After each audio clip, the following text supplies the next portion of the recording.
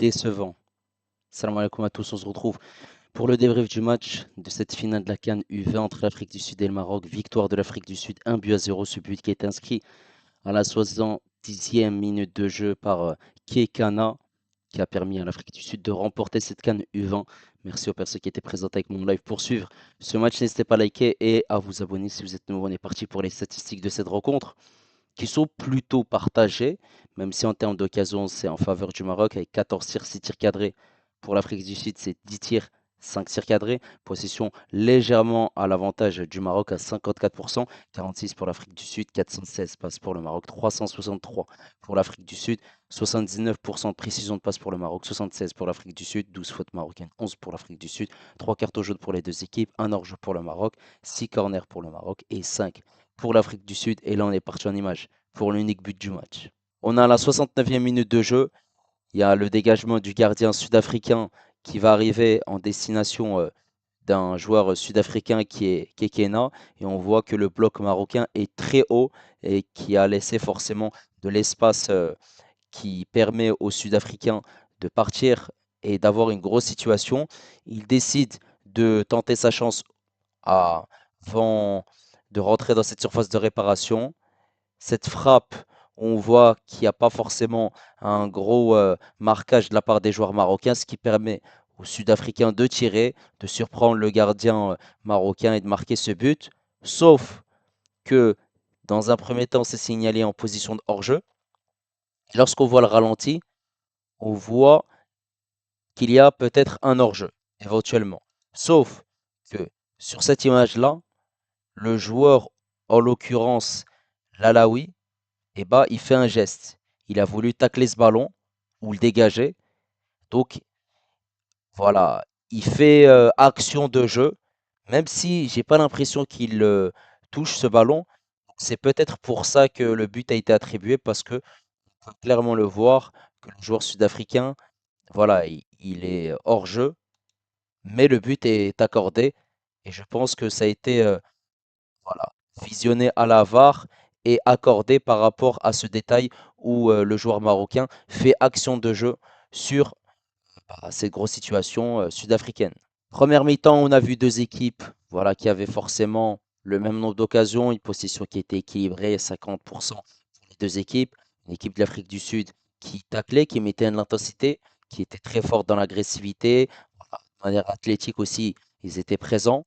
Cette équipe marocaine qui avait un peu plus de mal à concrétiser ses occasions. En plus, on peut le voir, hein, une occasion pour Bouma Saoudi et juste derrière une occasion pour cette équipe sud-africaine. Donc il y avait pas mal de risques de la part des deux équipes.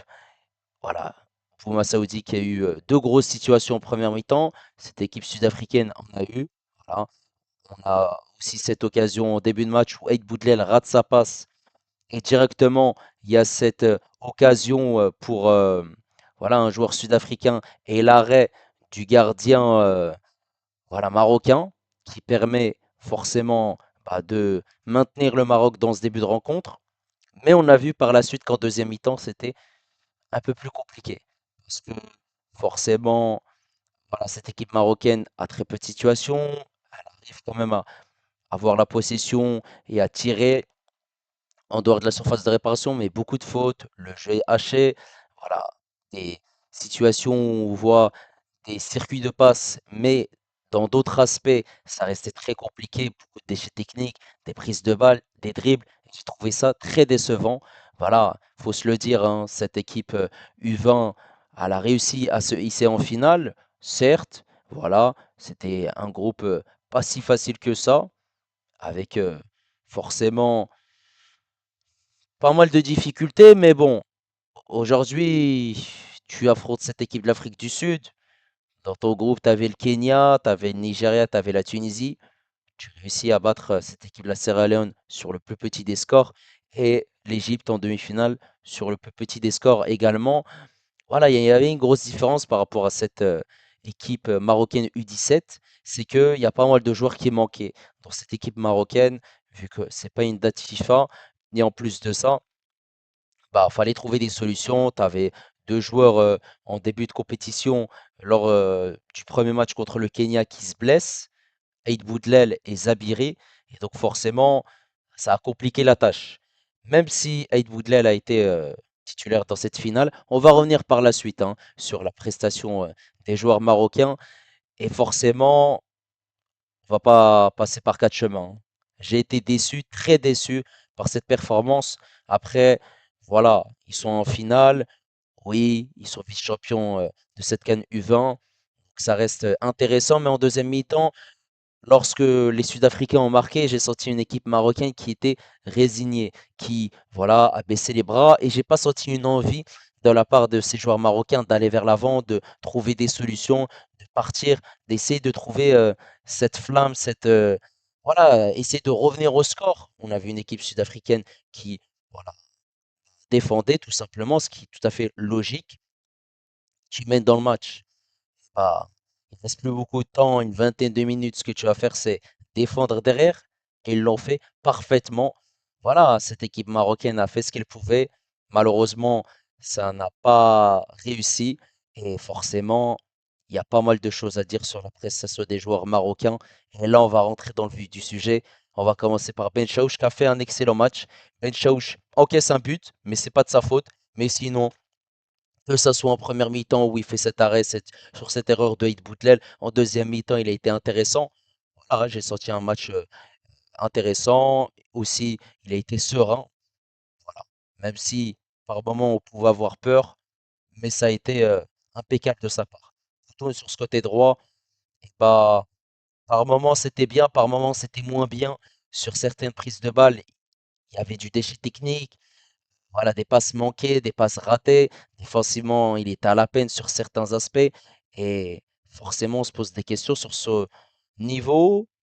Voilà, offensivement, il n'a pas beaucoup apporté. Il n'a pas été un réel soutien pour Mama. Cette charnière centrale, bah ouf, Aïd Boutlel.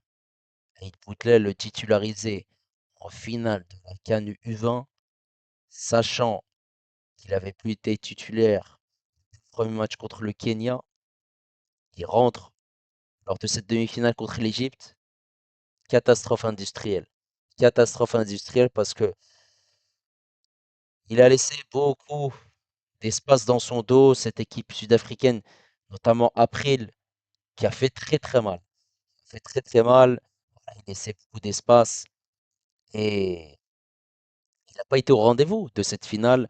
Des passes manquées, voilà, du déchet technique. La relance, elle était par moments pas intéressante. Après, vous allez me dire oui, mais il revient de blessure. Je suis d'accord, mais l'erreur, elle vient du coach.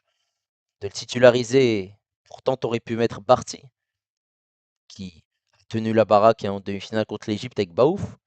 Voilà, donc Aïd Boudlel n'a pas fait son match, il n'a pas été au rendez-vous. Après, il revient de blessure, donc ça peut être un peu logique, mais j'ai l'impression qu'on a trop forcé avec lui et ça a été compliqué. Baouf, plutôt intéressant, pertinent. Voilà, il a réussi à relancer, à servir ses partenaires. Il a été costaud défensivement, mais il devait rattraper les erreurs de Aïd Boudlel. Par moments, il arrivait, à d'autres moments, c'était compliqué, mais ça reste malgré tout un match plutôt pertinent. Zaouani sur le côté gauche.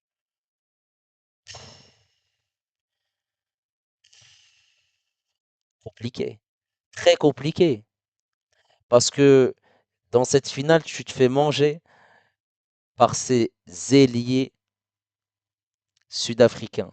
Rapo, mais il l'a râpé, Rapo. Rapo, il l'a râpé. Et j'ai compris pourquoi il l'a fait sortir. Déjà, il avait un jaune, et en plus de ça, il a été mauvais. Mauvais défensivement, c'était très compliqué. Par contre, offensivement, il a essayé d'apporter. Il se projetait au détriment d'un Koutoun, mais ça reste malgré tout très insuffisant. Très insuffisant et il était complètement à côté de la plaque.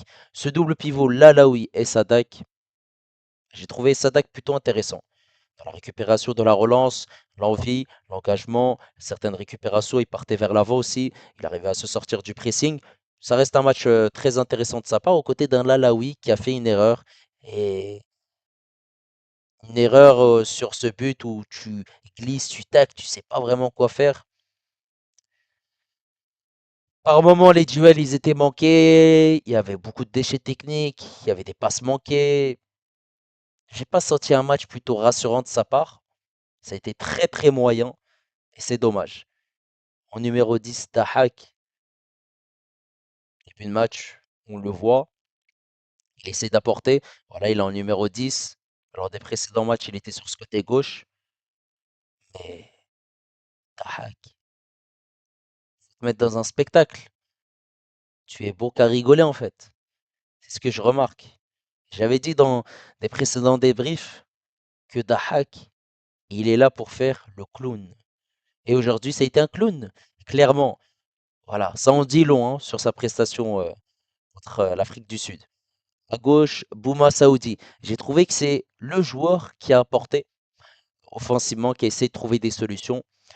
Il a essayé de tirer, de varier sur jeu, pas mal de dribbles réussis, pas mal de percussions. C'était un joueur très intéressant. En plus de ça, il faisait le retour défensif. Voilà, malheureusement, il n'a pas réussi à convertir ses frappes au but, malheureusement, parce qu'il a buté face à un gardien sud-africain Loé. Mais ça reste malgré tout un match plutôt pertinent.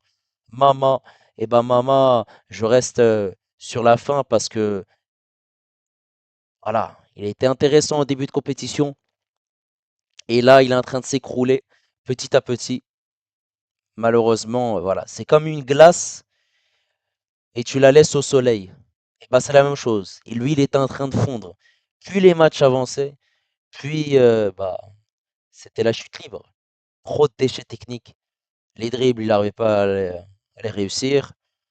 Perte de balles, des contrôles manqués, des passes manquées. Voilà, globalement, je suis pas du tout satisfait de sa rencontre hein, contre l'Afrique du Sud. T'es en finale quand même. T'es joueur professionnel, t'es à Montpellier, mais t'as été plutôt décevant. Abdelawi Jones, qui a été titulaire à la place de Ergig et qui a été plutôt moyen. Après, c'est pas réellement de sa faute, parce qu'il a eu des situations, mais ça a été plutôt compliqué parce qu'il n'a pas été servi. Et en plus de ça, voilà, il a quand même fait les efforts défensifs, il se bougeait beaucoup, il a essayé de, voilà, d'apporter un soutien, en plus il est grand de taille. Voilà, ça a été un match un peu compliqué quand même. Malheureusement, il n'a pas réussi à trouver la solution.